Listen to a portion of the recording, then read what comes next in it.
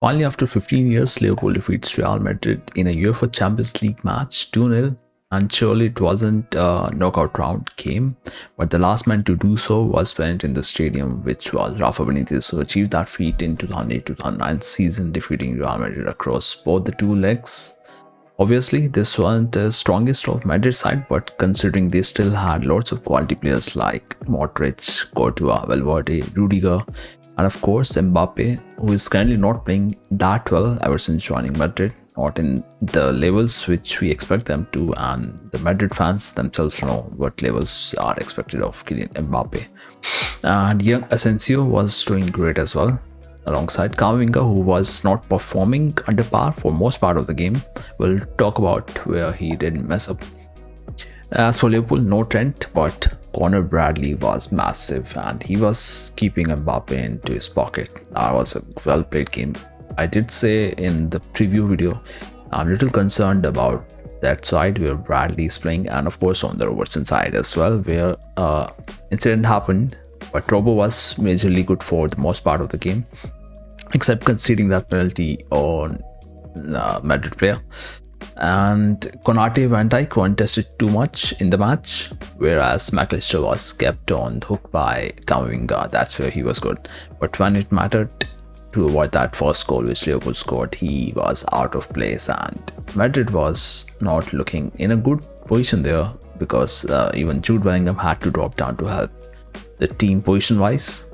So that's where they conceded the goal, and McAllister was doing good in that moment. Whereas for us, we were brilliant on the set piece while scoring that second goal. That was brilliant goal headed in from Cody Gakpo.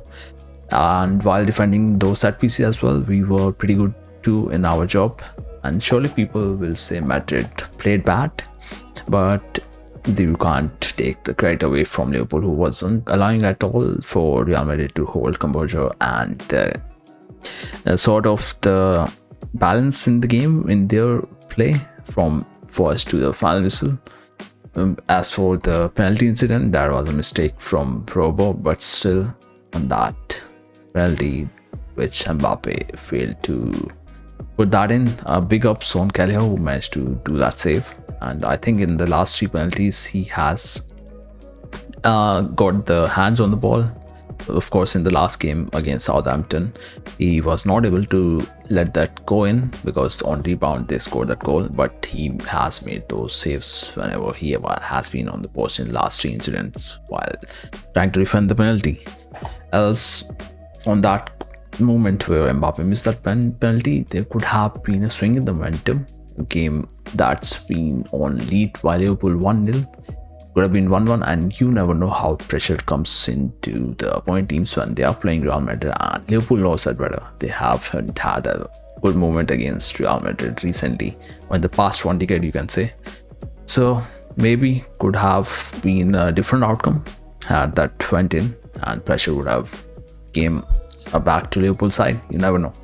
But anyways, that's a different Liverpool side that's playing, not the one which used to struggle under Jurgen Klopp, especially against Real Madrid. He hasn't won a single match in Liverpool colors when he has taken the charge.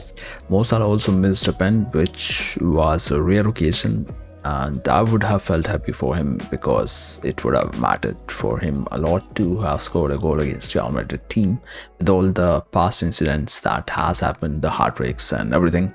But anyhow, a victory would make him as much happy as it does to us Liverpool fans. Whereas for Madrid, it's a wake-up call, because currently they are at 24th spot, and with 3 games set to be played, with 1 game against Atlanta, which is not going to be easy at all.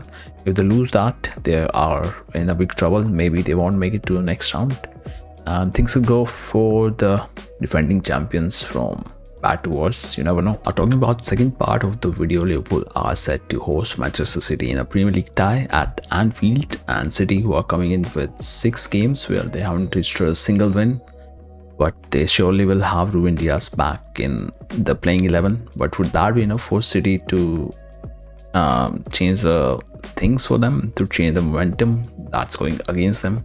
And they are struggling a lot right now, and surely a change of bad run to good can happen within 1 game. That's how the football is. And since they have a lot of players available now. Jack Grealish will be there, Nunes will be there, and overall structure of the team would be much better compared to what we have seen in the last matches. Of course, they will miss Rodri massively throughout the remainder of the season, but you can expect a good play, at least with those quality players joining in from City. Whereas for Liverpool, I thought Gomez can be going in for right back from left back position in place of Robertson, because he needs kind of rest. I've been playing back-to-back couple of matches and can get tired, and maybe injury can seep in. That happens when you are fatigued out, but maybe that won't happen if Gomez will be playing as centre back, because Konate has picked up an injury on his knee.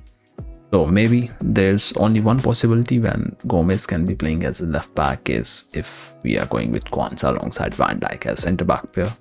So still not sure about what would be our defensive picks for the match against Manchester City. As for the midfield, I think Szoboszlai is definitely going to play in place of either Curtis Jones or McAllister. And Gravenberch will be starting. He has been starting every game and looks alright too to be playing in this one as well. Whereas for the front three, I think Darwin Núñez might be given a rest just for fatigue purpose, and Luis Diaz alongside Gakpo and Salah will be the preferred partnership front in the attack.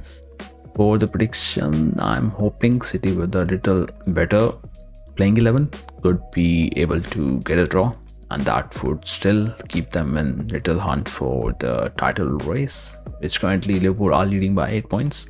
And in case Liverpool wins it, that they will be 11 points clear. But my prediction says 1-1 because it's City, and you never know. Of course, I felt the same against the Madrid, but for City, you can't take them lightly.